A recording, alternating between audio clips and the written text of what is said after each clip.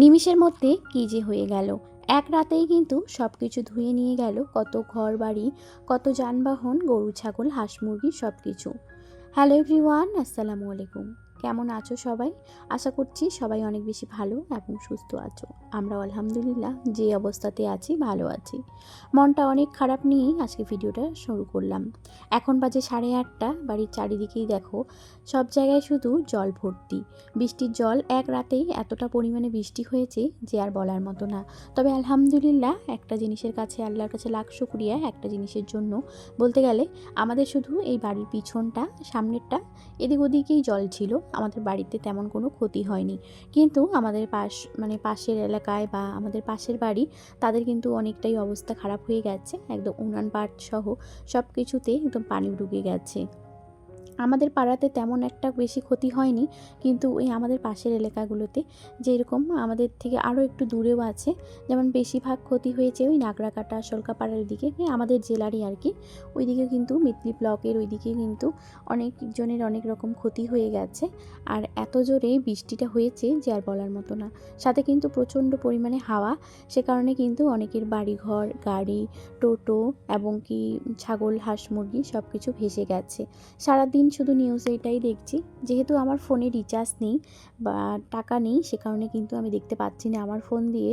আমি কিন্তু বড় যাদের ঘরেই ছিলাম অনেকক্ষণ, ওদের ঘরেই দেখছিলাম।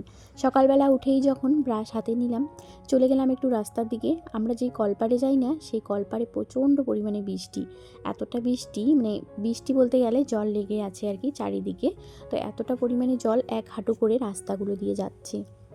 আর জানো তো, আমাদের আত্মীয় স্বজন আছে সরকাপাড়ার ওইদিকে, ফোন করে জিজ্ঞাসা করছি বা তারা ফোন করে আমাদের কথা বলছে, জিজ্ঞাসা করছে, তাদের পরিস্থিতির কথা বলছে। খুবই কিন্তু খারাপ, ভয়াবহ পরিস্থিতি। এতটা পরিমাণে বৃষ্টি হয়ে গেছে তাদের ওইদিকে, একদম ঘরের জল জমে গেছে, এরকম অবস্থা হয়ে গেছে। আমাদের পাড়ার থেকে কিন্তু অনেকজনেই, আমার দাদা ভাসুরগুলো যারা আছে আর কি, ওনারা কিন্তু দেখতে গেছে ওইদিকে, বৃষ্টি দেখতে গেছে। বলতে গেলে জল, ওই যে নদীর সামনে না বাড়ি যেগুলো আছে, ওগুলো কিন্তু অনেকটাই প্রায় ডুবো ডুবো অবস্থা। সে কারণে কিন্তু সারাদিন নিউজে দেখছিলাম, মনটা ভীষণই খারাপ, ভিডিও করতে একদম মন ছিল না। তারপরে দেখো, যেহেতু ভিডিও না দিলে কালকের দিনটা বেকার যাবে, তাই ভাবলাম এভাবেই একটু শ্যুট করে নিই ভিডিওটা। সকালবেলা সব কিছু রান্নাবান্না তোমাদের সঙ্গে শেয়ার করলাম। সকালে রান্না করেছিলাম মাংস, সাথে কিন্তু কয়েক টুকরো আলু দিয়েছিলাম, পরে অ্যাড করেছিলাম, আর রান্না করেছিলাম মূলার শাক ভাজা। তারপর থেকে আর কোনো ভিডিও শ্যুট ভালো করে নেইনি। তো এখন কিন্তু সন্ধ্যার দিকে ভাত বসিয়ে দিয়েছি গ্যাসে।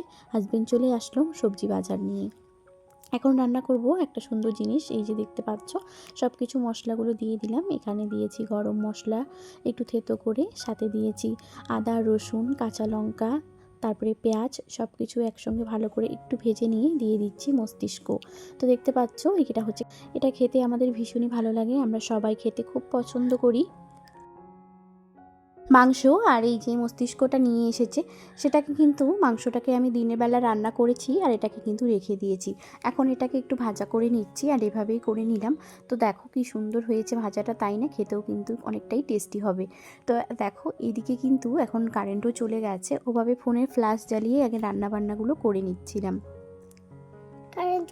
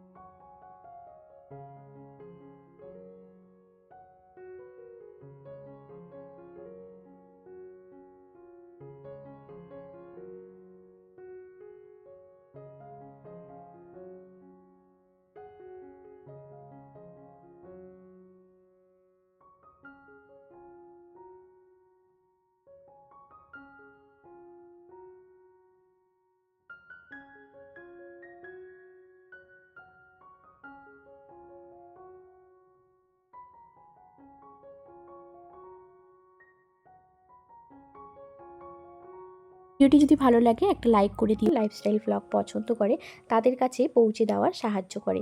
তাই রিকোয়েস্ট করছি তোমাদের কাছে, অনেক অনেক রিকোয়েস্ট যে তোমরা প্লিজ ভিডিওটি সম্পূর্ণ দেখো এবং কি দেখার চেষ্টা করো, সাথে কিন্তু একটা লাইক কমেন্ট করে যেও। আর যারা নতুন বন্ধু এসেছো প্লিজ চ্যানেলটিকে সাবস্ক্রাইব করে আমার পাশে থেকে যেও, আমার এই ছোট্ট পরিবারের একটা মিষ্টি সদস্য হয়ে। কালকে কি হয়েছে বলো তো, একটা ইয়াররিং হারায় ফেলছি। কানে শুধু একটা আছে আর একটা নেই। তাই কিন্তু এখানে যখন ঝুড়িটা উঠিয়ে রাখি তখনই পেলাম এক জোড়া ইয়াররিং। তো ভাবলাম যে এখনই পরে নিই, তা না হলে কিন্তু পরে মনেও থাকবে না, আর কোথায় যে হারিয়ে ফেলবো তার কোনো ঠিক ঠিকানা নেই। তো দেখতে পাচ্ছ এদিকে কিন্তু এখন সব হয়ে গেছে। আর এই যে বিশেষ করে শোকেসের উপরটা এতটা পরিমাণ নোংরা লাগতেছে, মানে মেসি একদম কীরকম জানি একটা লাগতেছে। তাই ভাবলাম এটাকেই আগে একটু পরিষ্কার পরিপাটি করে নিই। তো দেখতে পাচ্ছ ওইদিকে কভারটা না ধুতে পারিনি, আসলে ওখানে একটু বাবুর পড়া পানি আছে, তো সে কারণে আমি ছুঁতে পারবো না, তাই কিন্তু ওইটা নাড়িনি। তো এই যে এদিকে দেখতে পাচ্ছ এই কভারটা কিন্তু ধুয়ে দিয়েছি, ঢাকাটা আর কি।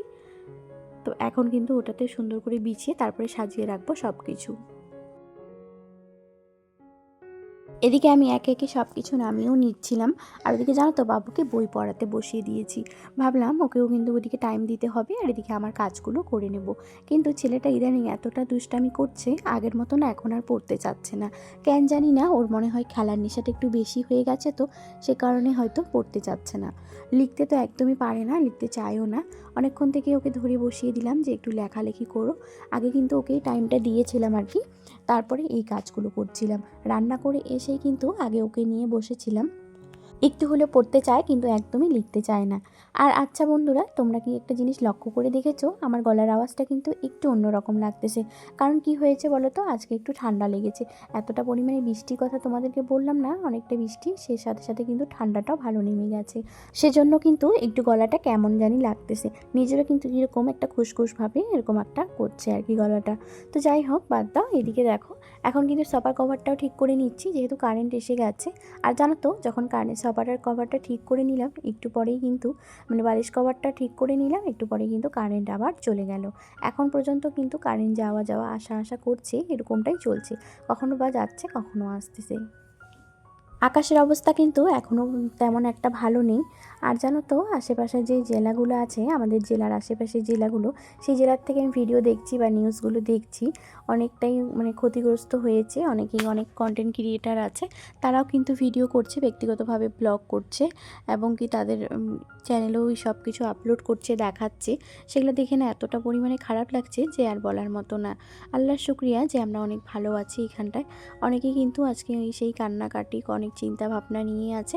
আমরা আল্লাহর শুকরে কিন্তু অনেকটাই ভালো আছি, তার জন্য আল্লাহর কাছে লাখ লাখ শুকরিয়া এবং কি আলহামদুলিল্লাহ। বালিশ কভারটাও কিন্তু শুকায়নি, সে কারণে কিন্তু কালকে লাগাতে পারিনি। আজকে যেহেতু ওই যে মশারিতে দিয়ে দিয়েছিলাম রাতের বেলা, সে কারণে কিন্তু শুকিয়ে গেছে। এখন দেখো আজকে রাতের বেলা লাগাচ্ছি, কীরকম অবস্থা হয়ে গেছে।